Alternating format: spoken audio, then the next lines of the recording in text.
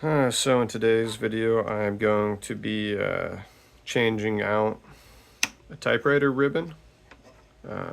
This one does the red and black. I only use the black ink, so yeah, this will be a quick one. So currently I only have one hand, so I'm going to try to do this with one hand. So you're going to take off the cover off the top, and then you're going to pop these out, this out. Oh man. Okay. And then you're going to pull it out from between here. So I'm going to have to do that. Hold on. So once the typewriter ribbon is out, you will place the new one in there. The first place you start is right here, putting these in there. I'm going to do that off camera really fast. So once that is put through there, you have the option to put it through there and then to put the ribbon spool on top of here.